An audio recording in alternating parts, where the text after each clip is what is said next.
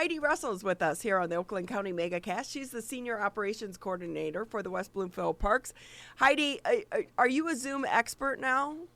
No, I'm not a Zoom expert, but I'm certainly wading my way through and trying. That's for sure. I've And learned a what do lot you about think Zoom. about the updates when they change things on us? Oh gosh, please no updates. That makes it too complicated. We just want to stick with what we've gotten used to. So no updates, please. And No. Heidi, too, I would imagine because you do so much with the seniors in the community that when they change things, it's got to make your job a little bit harder, right? Well, it certainly has been interesting, I've got to say. I never thought that I would be doing as much on Zoom. I didn't even know anything about Zoom until we started going through all this pandemic. So we've done an awful lot of virtual programming and we're becoming accustomed to it. And the seniors are becoming accustomed to it too. So at least if we're able to offer things on Zoom, that's the best thing we can do. So I guess it's like if we want to be a part of something, it forces us to learn this new technology. that's absolutely right. But I do wonder and I worry about so many seniors who don't grasp it, who don't want to move into this arena. Are you having conversations with them on how they're adapting to this new world? Well, we are finding that there are some people who just, for whatever reason, it might be that they don't have internet service. They might not have computers. So there are folks who are not able to participate. We also are seeing some numbers that maybe are not as high as we were hoping for, but we're hoping that, in the fall and into the winter, when people are maybe more inclined to be back indoors, that they may be taking advantage of some of those Zoom programs because we certainly are offering all kinds of wonderful things virtually. So we'll see what happens. So, share with us some of the programs that you are offering. Yep, so we've got an awful lot going on right now, whether they're virtual programs or whether they're in person. We really have been trying to take advantage of the weather while we still have nice weather. So, we've got things coming up. We have our Heroes Appreciation event that's going to be coming up on November 6th. And then also the televised program that we're going to be having on November 11th. And that will be in collaboration with Civic Center TV, which we're so excited that you're partnering with us on that. But the drive-by event that we're going to be hosting on November 6th is for a lunch and then a gift for a veteran and a spouse or guest.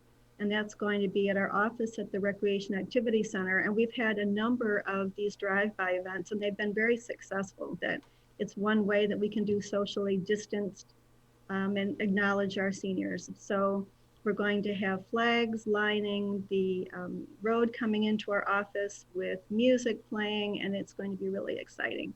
So that's going to be coming up on November 6th. For some of the seniors, I guess the drive-by events at least allows them something, but it's still not the same as what you used to do in the No, past.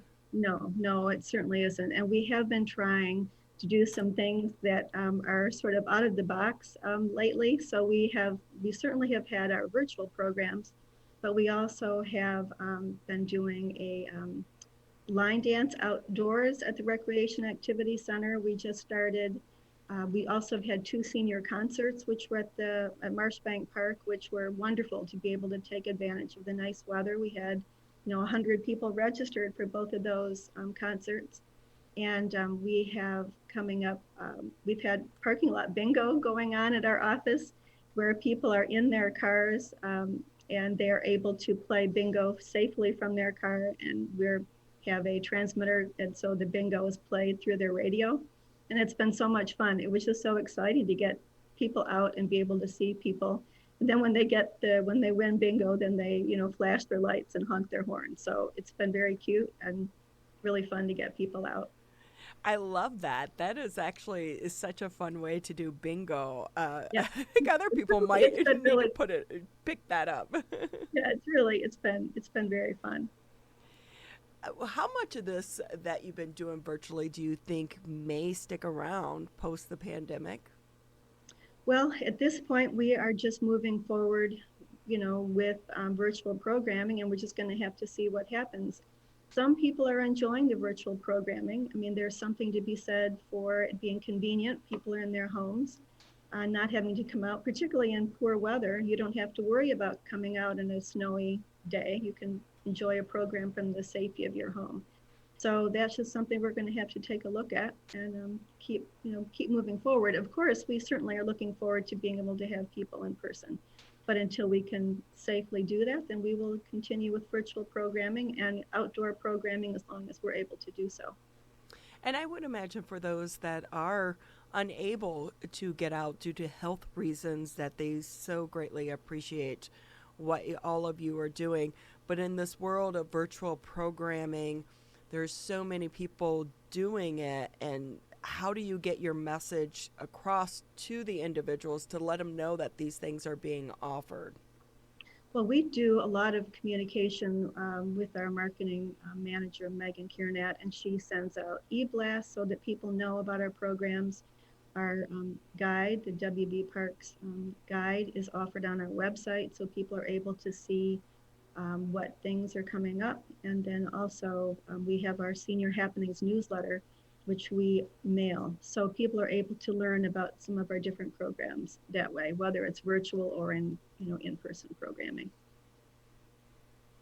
Heidi Russell with us on the Oakland County MegaCast. She is the Senior Operations Coordinator with West Bloomfield Parks, our Facebook partner for today's edition of the Oakland County MegaCast. So one thing that is interesting in my notes that I see you guys are continuing to do over at West Bloomfield Parks is you're continuing your community transit program.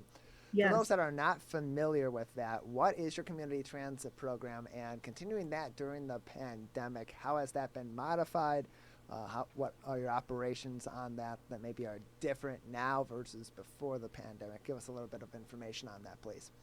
Yep, I'd be happy to. Our community transit program is a fabulous transportation program.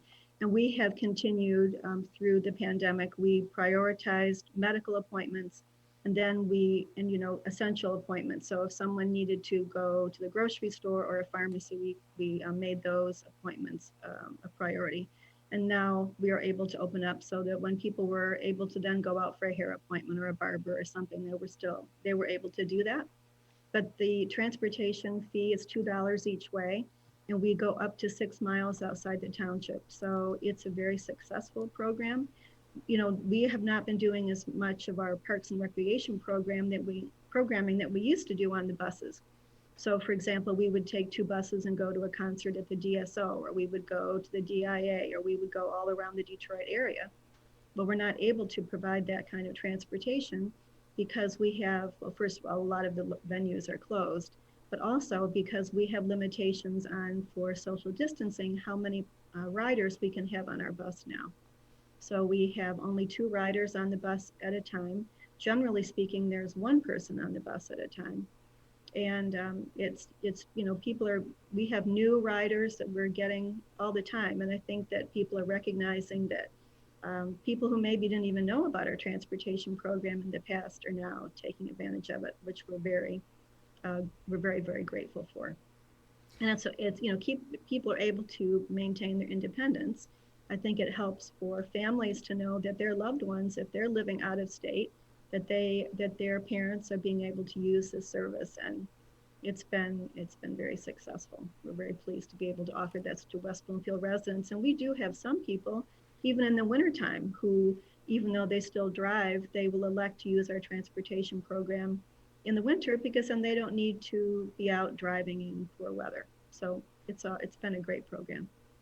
So, and Heidi, how does that work? Do they have to call up and maybe schedule a time, or is there an email way that they're doing it?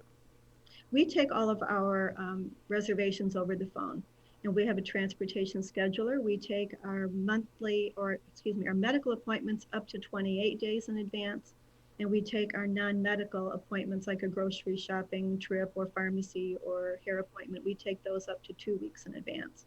So when the person calls in, they will just let us know what they're looking for an appointment. And then we figure out how much time we're going to need to allow to transport that person. And then we they get a window of time to be able to have their appointment.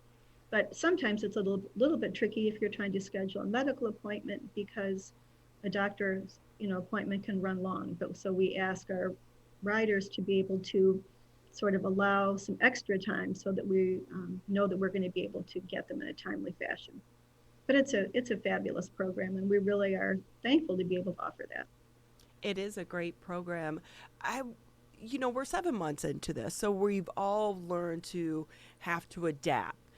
But in the beginning, and even now, when it comes to seniors, you worry about their isolation because Absolutely. they, especially seniors that have been involved in the West Bloomfield Parks department and all of the programs that you have been able to offer, if that was their way to get out and to still socialize, and it's so important for them and really for all of us not to be isolated, but even more for seniors.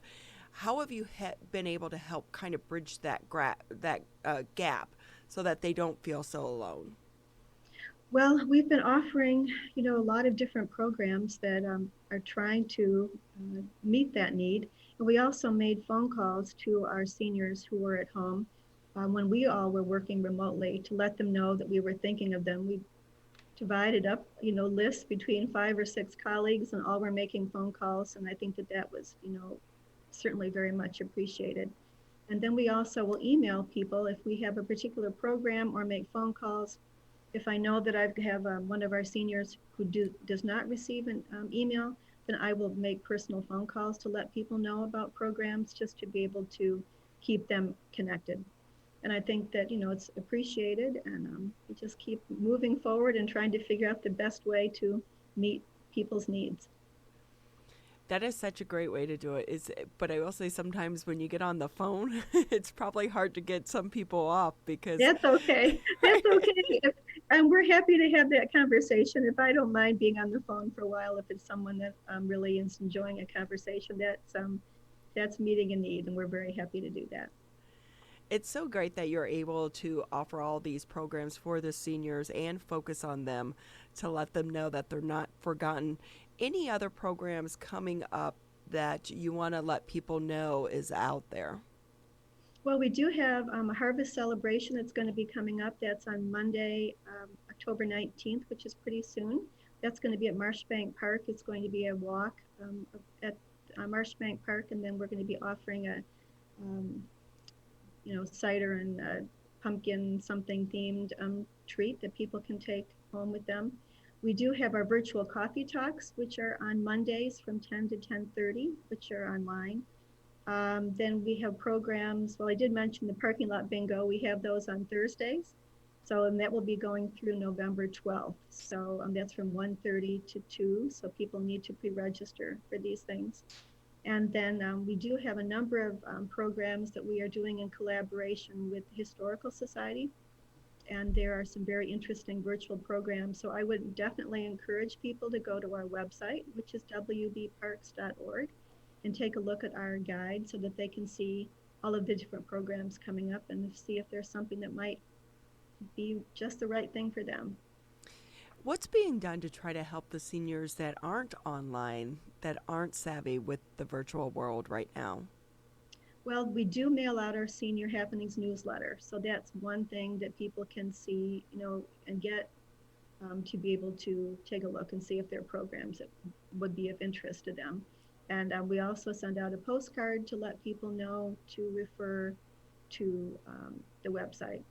And then people can always make phone calls and call our office at West Bloomfield Parks and get any information that they need from our CSRs at the front desk. So. Is there an age requirement for bingo? Because I want to come up one Thursday. Well, unfortunately, there is an age requirement. It's 60 years and older to play our bingo, and these are our Connect members who primarily are involved in that program. That is such a fun program, though. I'll wait a It's few very years to fun. be able to come up, but thank you all for everything that you're doing for our seniors and not leaving them behind during this pandemic. Heidi Russell with us for on the Oakland County MegaCast. She is the Senior Operations Coordinator for the West Bloomfield Parks, and they are also our Facebook partner of the day. Anything quickly, Heidi, that we didn't mention that you want to get out to the public? No, I don't think so, but thank you so much for having me. I really appreciate the opportunity to be able to talk with you today.